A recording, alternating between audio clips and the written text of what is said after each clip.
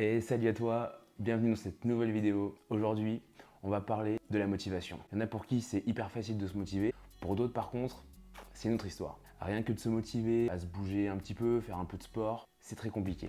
Après oui, ça dépend du tempérament de chacun, mais aussi et surtout, ça dépend des habitudes qu'on s'est créées depuis des années et de cette discipline qu'on arrive à tenir dans le temps. Alors aujourd'hui, on va parler de cette deuxième catégorie de personnes. Comme moi, il y a quelques temps, par exemple, pour qui c'est très dur de se motiver à la base. Rien que pour se lever du canapé parfois, faire juste une petite activité, sortir. J'étais le genre de gars à me dire « Allez, c'est bon, demain, je m'y remets. » Ou alors « Cette fois-ci, c'est la bonne, je suis fatigué. » Ma préférée, c'est « Allez, je me laisse filer la semaine et lundi, je m'y remets. » Combien de fois je me la suis dit cette phrase? À chaque fois la même chose. Et si pour toi aussi, c'est super dur de se motiver, il faudra forcément trouver des astuces, changer quelques habitudes, se trouver un nouveau mode de vie. Dans tous les cas, il faudra casser sa zone de confort. Bien sûr, ça, c'est si tu en as envie et si tu as envie de changer. Mais j'en doute pas si tu as cliqué sur cette vidéo. Alors que tu aies 20, 25, 30, 40 ans, que tu cherches à te mettre au sport ou que tu aimerais t'y remettre, mais que tu trouves toujours des excuses plus longues que tes entraînements et que tu n'arrives pas à te motiver, et ben écoute ça. Déjà, si tu as cliqué sur cette vidéo, bravo à toi. C'est une première étape pour changer ton lifestyle, pour changer ton état d'esprit, et ça veut dire aussi que tu as envie d'évoluer et de t'améliorer. Et ça tombe bien parce que c'est tout le but de cette nouvelle chaîne YouTube. On va essayer de gravir les étapes les unes après les autres et surtout on va essayer de le faire ensemble. Moi c'est Pablo et tu te demandes d'ailleurs peut-être pourquoi j'ai cette coupe un petit peu dégueulasse. On dirait que mon coiffeur est mort, mais je vais justement tout expliquer dans la vidéo. D'ailleurs, je vais juste faire un petit truc. C'est quand même mieux comme ça. Du coup, dans cette vidéo, je vais te donner tous mes conseils pour que tu puisses trouver les ressources pour t'aider à faire du sport et à trouver la motivation qui dort en toi. Allez, c'est parti. La première étape, ça va être de te fixer des objectifs. Il faut que tu y penses constamment.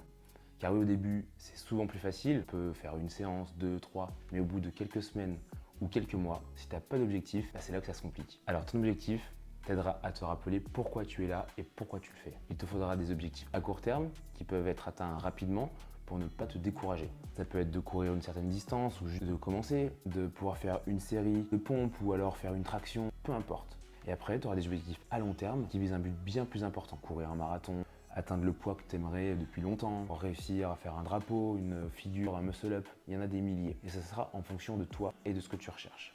Les objectifs à court terme, ils vont te permettre de franchir les étapes une à une avant d'arriver à tes grands objectifs. Évidemment, ça ne sera pas toujours évident. Il faudra arriver à rester concentré malgré les coups de moins bien. Mais justement, les objectifs, ils sont là pour ça, pour te rappeler pourquoi tu le fais et ils vont te permettre de garder cette mentalité et cette motivation. Et après chaque objectif réalisé, il faudra tout de suite que tu trouves de nouveaux challenges, tu vas continuer à progresser et tu ne rentreras pas dans une spirale négative. Pour résumer, en te fixant des objectifs, tu auras une raison concrète de faire du sport, ça te permettra de suivre tes progrès, de mesurer ce que tu as fait. La réussite, elle va encore plus te booster et ça va te donner un sentiment d'accomplissement et de satisfaction. D'ailleurs, petite parenthèse, tu peux aussi te prendre en photo par exemple au début et après suivre ton évolution. Ça va te rappeler de là où tu viens et ça va te booster encore plus. Allez, on passe à la deuxième étape. La deuxième étape, pour se motiver, c'est d'y aller progressivement.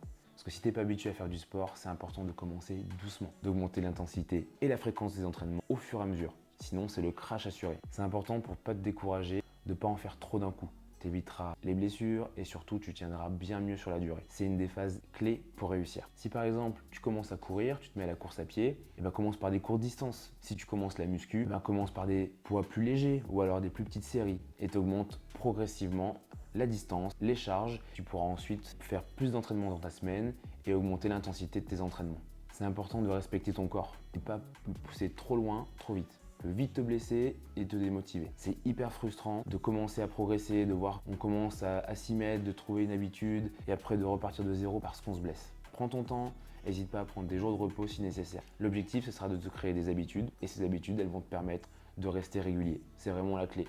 Si tu pars trop vite, tu satures et t'arrêtes. Il faut vraiment rester régulier dans le temps. La troisième étape est de penser à ton alimentation. Manger sainement et équilibré, c'est logique, mais c'est essentiel pour ta santé.